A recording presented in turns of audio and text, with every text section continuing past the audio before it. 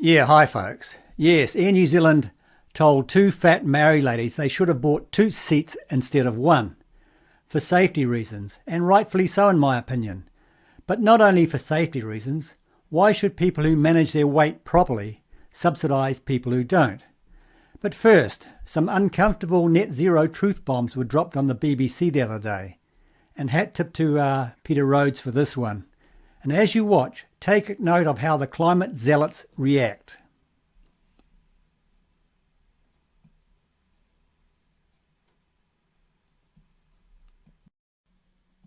What do people actually think they're achieving? Anybody can look at it's called the energy dashboard. You can get it up on your computer anytime and see on a normal day in this country where the power which is lighting your home and your place of work and everything else you see, where it's coming from. And on a day when the wind isn't blowing, it's largely coming from gas, or it's coming from imported power, which quite often comes from the Netherlands, where they still burn coal. We don't burn coal anymore because we didn't just close down our coal-fired power stations, we blew them up. We were so certain we were right to do so. At the same time, China is, even as we speak, building the equivalent of two new coal-fired power stations a week. India has a vast expansion program of coal-fired power stations, even if George is right about his tremendous predictions of apocalypse.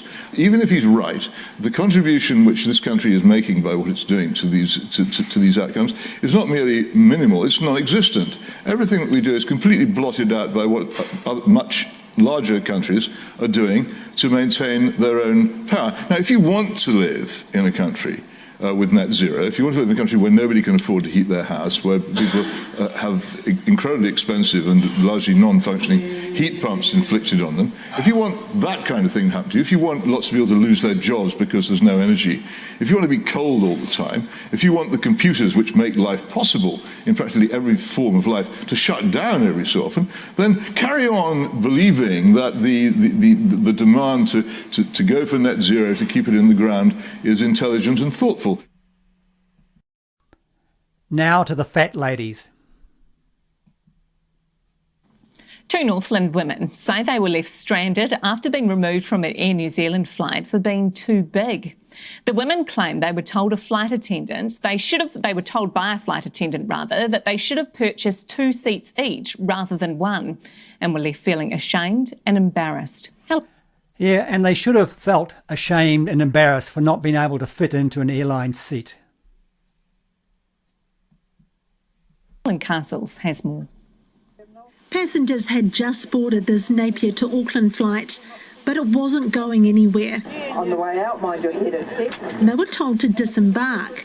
Angel Harding was on board. Well enough, everybody. She says moments before, a flight attendant had attempted to put her armrest down, a requirement for takeoff. She was slamming the armrest into the back of my arm, and I kind of was in shock, and I moved forward. And she started yelling to me that the pilot can't take off unless all the armrests are down. And then next minute she had made an announcement that there was an inconvenience. We're the inconvenience. Yes, you are the inconvenience. The crash worthiness of the seat is always a paramount consideration for every airline. So that will, to a degree, drive their policies. Angel and her 2 colleagues had boarded the Q300 aircraft after attending a hui in Hastings. She said, "You 2 should have booked 4 seats. You should have booked 2 seats each." But we didn't have a problem coming down at all. We came from Kerikeri to Auckland, then Auckland to Napier. Air New Zealand wouldn't be interviewed but issued a statement saying it's committed to treating all customers with respect and dignity and apologises for the customers' inconsistent experience. Nothing to apologise for. The plane was not overweight. The women were told the next available flight wasn't until Sunday, 2 days later. Air New Zealand offered to put them up in accommodation, but a prominent kaumātua saw the women in distress and intervened. They were on a flight home several hours later. Aviation commentator Irene King says it's a sensitive issue that's addressed differently worldwide. And some airlines around the globe will encourage larger people to...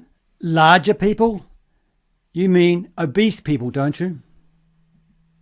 Buy a seat next door so that seat's empty.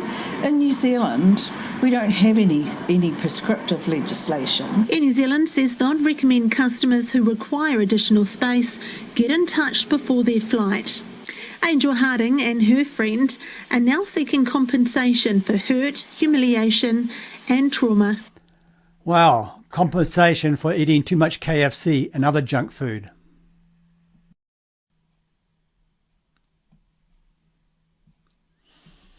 Yeah, now I loved how that Maori lady blamed the airline for their obesity when it's their own lazy lifestyle that's causing it. Too much junk food and no exercise.